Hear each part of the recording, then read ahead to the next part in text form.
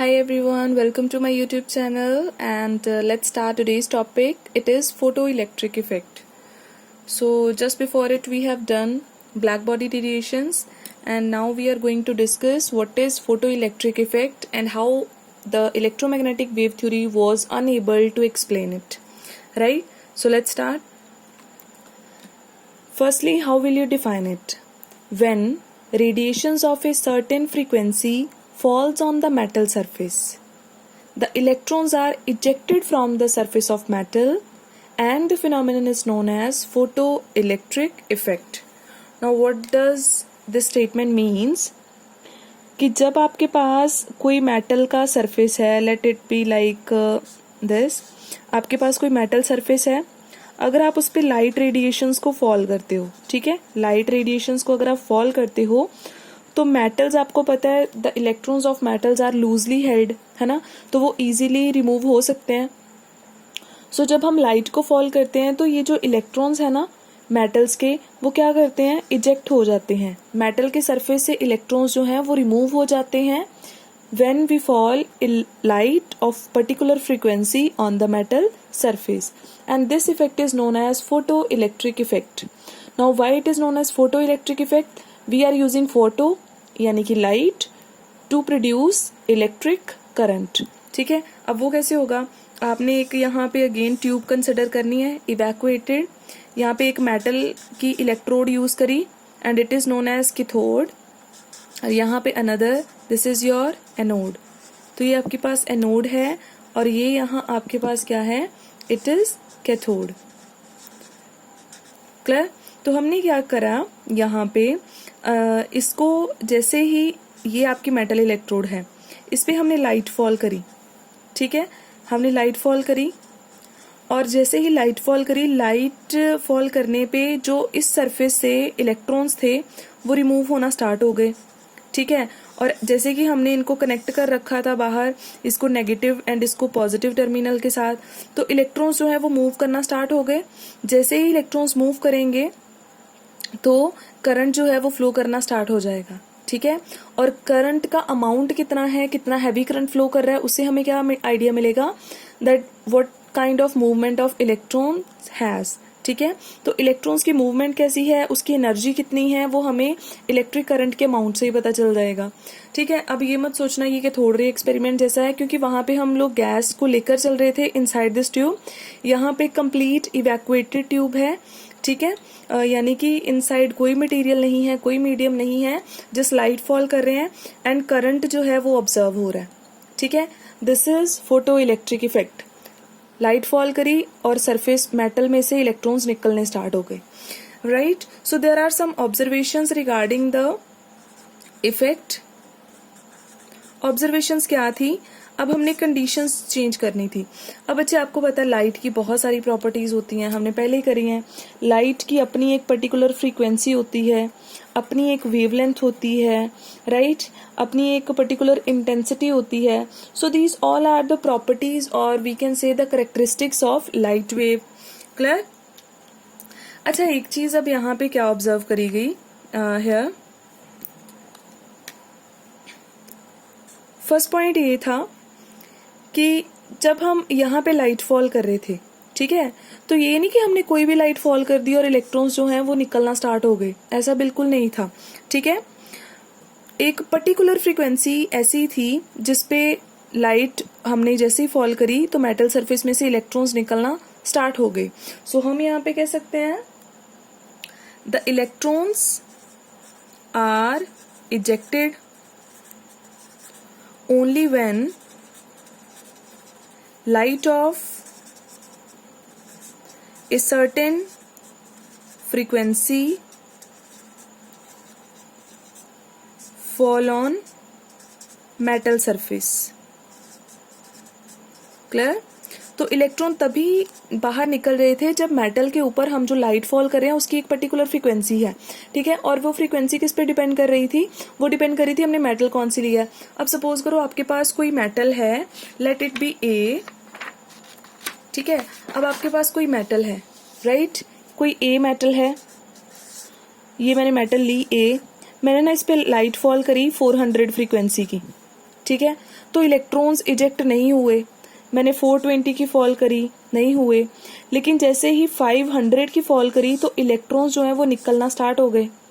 500 के बिलो मैं जितनी मर्जी फ्रीक्वेंसी की लाइट फॉल कर रही थी ना, here I am talking about frequency, 500 के बिलो मैं जितनी भी फ्रीक्वेंसी की लाइट फॉल कर रही थी, इलेक्ट्रॉन्स निकल ही नहीं रहे थे, लेकिन जैसे ही 500 क्रॉस करा इलेक्ट्रॉन्स निकलने स्टार्ट हो गए। इसका मतलब यहाँ से इस मेटल से इलेक्ट्रॉन्स को निकालने के लिए मिनिमम कितनी फ्रीक्वेंसी रिक्वायर्ड है, इट इज 500। क्लियर। तो हर मेटल के लिए अलग अलग थी, कोई 200 पे ही सपोज निकालना स्टार्ट कर रहा है, कोई 300 पे ही कर रहा है। तो ये मैं आपको जस्ट फॉर एग्जांपल बता रही हूँ। तो यहाँ से आपके पास फर्स्ट ऑब्जर्वेशन क्या थी कि इलेक्ट्रॉन्स तभी निकल रहे थे अगर लाइट हम एक सर्टेन फ्रीक्वेंसी की फॉल कर रहे थे, और उस फ्रीक्वेंसी को हमने क्या नेम दिया, it is known as threshold frequency. ठीक है, फ्रीक्वेंसी को हमने बच्चे क्या नाम दिया, थ्रेशोल्ड फ्रीक्वेंसी। ठीक है, थ्रेशोल्ड फ्रीक्वेंसी एक ऐसी फ्रीक्वेंसी है अगर इसके नीचे वाली फ्रीक्वेंसी की लाइट आपने फॉल करी तो इलेक्ट्रॉन्स इजेक्ट नहीं होंगे, फोटो इलेक्ट्रिक इफेक्ट नहीं आएगा। क्लियर हो गया। और थ्रेशोल्ड फ्रीक्वेंसी को बच्चे हम वर्क फंक्शन भी बोलते हैं। किसी भी मेटल का वर्क फंक्शन कितना है, जितनी फ्रीक्वेंसी की लाइट वो मतलब फॉल करने देती है खुद पे, जितनी एनर्जी की लाइट। क्लियर हो गया आपको first observation. Okay, then now come to the second observation. What is the second observation is, अब अगर मान लो आपने जो मेटल थी, अब सपोज मैं यही ले लेती हूँ, ट्यूब थी आपके पास, आपने लाइट फॉल करी। ठीक है, फ्रीक्वेंसी जो है आपके पास, एक चीज और बता दो बेटा, थ्रेशोल्ड फ्रीक्वेंसी को हम न्यू नॉट लिखते हैं। ठीक है, वैसे फ्रीक्वेंसी को न्यू लिखते हैं लेकिन थ्रेशोल्ड फ्रीक्वेंसी को न्यू नॉट लिखेंगे। अब यहाँ पे आ जाओ, मान लो आपने जो लाइट फॉल करी उसकी फ्रीक्वेंसी थ्रेशोल्ड फ्रीक्वेंसी से ज्यादा थी। ठीक है, हमने ज्यादा फ्रीक्वेंसी वाली लाइट फॉल करके देखी, देन क्या डिफरेंस आ रहा था, जो इलेक्ट्रॉन्स थे उनकी वेलोसिटी इंक्रीज होती जा रही थी। समझ रहे हो, या फिर हम लोग कह दें उनकी जो एनर्जी है वो इंक्रीज हो रही थी। यानी अगर हम बिल्कुल थ्रेशोल्ड फ्रीक्वेंसी की लाइट फॉल कर रहे थे तो इलेक्ट्रॉन्स जस्ट इजेक्ट हो रहे थे, जस्ट इजेक्ट, सिर्फ बाहर निकल रहे थे। लेकिन अगर हम ज्यादा फ्रीक्वेंसी की लाइट फॉल कर रहे थे तो इलेक्ट्रॉन्स उतनी ही ज्यादा स्पीड के साथ बाहर निकल रहे थे। इट मीन्स कि सबसे पहले इलेक्ट्रॉन्स जो हैं वो बाहर निकलेंगे राइट मेटल सरफेस में, और उसके बाद में वो मूव करना स्टार्ट करते हैं। एंड जो उनकी मूवमेंट है, जो उनकी काइनेटिक एनर्जी है ऑफ इलेक्ट्रॉन्स, वो किस पे डिपेंड कर रही थी, फ्रीक्वेंसी पे। क्लियर आ गया यहाँ से। तो इट मीन्स कि लाइक अगर हम ग्राफ प्लॉट करते हैं यहाँ पे काइनेटिक एनर्जी का विद रिस्पेक्ट टू फ्रीक्वेंसी, तो क्या ग्राफ आना चाहिए, डायरेक्टली प्रोपोर्शनल। जब फ्रीक्वेंसी 0 थी तब तो इलेक्ट्रॉन्स निकले नहीं, एक पर्टिकुलर फ्रीक्वेंसी पे इलेक्ट्रॉन्स निकलने स्टार्ट हुए, एंड देन जैसे जैसे फ्रीक्वेंसी इंक्रीज करते गए काइनेटिक एनर्जी भी क्या करेगी, आपकी इंक्रीज करेगी, राइट। तो ये आपका ग्राफ आ जाएगा and this will be your new not. ये कुछ ऐसा आपका ऑब्जर्वेशन था। उसके बाद में आपके पास थर्ड ऑब्जर्वेशन क्या था, थर्ड ऑब्जर्वेशन ये था कि अगर हमने लाइट की इंटेंसिटी को इंक्रीज करा, लाइट की इंटेंसिटी को क्या करा, इंक्रीज करा, तो तब आपके पास क्या ऑब्जर्वेशन आ रही थी, तब इलेक्ट्रॉन्स जो हैं वो उसी स्पीड के साथ मूव कर रहे थे, लेकिन now more number of electrons are ejected. जैसे ही हम लाइट की इंटेंसिटी को इंक्रीज कर रहे थे तो ज्यादा से ज्यादा इलेक्ट्रॉन जो हैं वो इजेक्ट हो रहे थे। क्लियर हो गया इतना। सो ये कुछ ऑब्जर्वेशंस थी जो आपके फोटो इलेक्ट्रिक इफेक्ट में आ रही थी। एंड एक चीज ये थी कि जो इंटेंसिटी है वो इलेक्ट्रॉन्स की एनर्जी को कोई चेंज नहीं कर पा रही थी। ठीक है, तो इंटेंसिटी का अगर हम ग्राफ प्लॉट करें, इधर हम इंटेंसिटी लेते हैं और इस तरफ हम लोग लेके चलते हैं सपोज फ्रीक्वेंसी या कुछ भी, तो जितनी फ्रीक्वेंसी नहीं, हम यहाँ पे लेके चल रहे हैं काइनेटिक एनर्जी। तो काइनेटिक एनर्जी और इंटेंसिटी का कोई रिलेशन नहीं था। ठीक है, तो आप लोग ऐसे करके या फिर ऐसे लिख सकते हो, काइनेटिक एनर्जी इस तरफ लिख लो और इंटेंसिटी जो है वो आप इस तरफ लिख लो। तो इंटेंसिटी जितनी मर्जी इंक्रीज करते रहो, काइनेटिक एनर्जी में कोई चेंज नहीं आएगा, वो सेम की सेम रहेगी, राइट? तो ये ठीक कर लेना, मैंने मतलब थोड़ा गलत लिख दिया, sorry. Intensity and kinetic energy का कोई रिलेशन नहीं है, क्लियर? अब क्वेश्चन ये है कि जो इलेक्ट्रोमैग्नेटिक वेव थ्योरी थी वो कैसे एक्सप्लेन नहीं कर सकी इस फिनोमिनन को, व्हाट वाज द रीजन? तो बच्चे, according to your electromagnetic wave theory, now according to electromagnetic wave theory आपके पास क्या रिजल्ट था? दैट इंटेंसिटी और we can say energy of light is directly proportional to intensity, ठीक है? उसका मतलब ये था कि लाइट की एनर्जी किस पे डिपेंड करती है? इंटेंसिटी पे, फ्रीक्वेंसी या वेवलेंथ पे डिपेंड नहीं करती है। तो इसका मतलब जब हम बच्चे ये रहा आपके पास, जब हम इंटेंसिटी को इंक्रीज कर रहे थे कॉन्टिन्यूसली, तो आपको नहीं लगता कि इलेक्ट्रॉन्स निकलने चाहिए थे?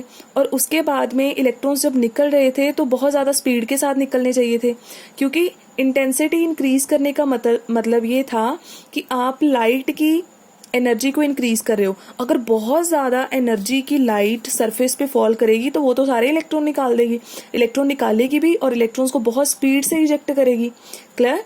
लेकिन ऐसा तो हो ही नहीं रहा था। इसका मतलब ये था कि एनर्जी किसी भी लाइट की इंटेंसिटी पे डिपेंड नहीं करती है। दूसरी बात एक और थी, हमने ना एक और चीज़ यहाँ पे करी, वो ये थी कि हमने नेक्स्ट टाइम हमने क्या करा, एक ना मेटल सरफेस पे लाइट फॉल करी, उसकी जो फ्रीक्वेंसी थी वो हमने थ्रेशोल्ड फ्रीक्वेंसी से काफ़ी कम रखी, ठीक है? लेकिन उसकी इंटेंसिटी काफ़ी हाई रखी। लेकिन ऑब्जर्व क्या करा कि इंटेंसिटी चाहे जितनी मर्जी बढ़ा दो, जब तक थ्रेशोल्ड फ्रीक्वेंसी नहीं ना आती तब तक इलेक्ट्रॉन्स जो हैं वो नहीं निकल रहे थे। इसका मतलब कि चाहे बहुत ज़्यादा इंटेंसिटी की आप लाइट लेके चल रहे हो, वो इतनी कैपेबल है ही नहीं है कि वो मेटल सरफेस में से इलेक्ट्रॉन्स निकाल सके। इसका मतलब इसका एनर्जी के साथ कोई लेना देना है ही नहीं है, क्लियर? तो अब इलेक्ट्रोमैग्नेटिक वेव थ्योरी एक्सप्लेन नहीं कर पा रही थी कि फ्रीक्वेंसी इंक्रीज करने से जो इलेक्ट्रॉन्स हैं वो ज़्यादा स्पीड से कैसे निकल रहे हैं, जबकि इंटेंसिटी इंक्रीज करने पे निकलने चाहिए थे, और जो इंटेंसिटी है उसका इफेक्ट क्यों नहीं यहाँ पे आ रहा? So this theory was unable to explain. Clear हो गया यहाँ तक? अब इस फिनोमिनन को बेटा हम एक्सप्लेन करेंगे upon the basis of the Planck's quantum theory, clear? So this is all about the topic. Bye bye, thank you.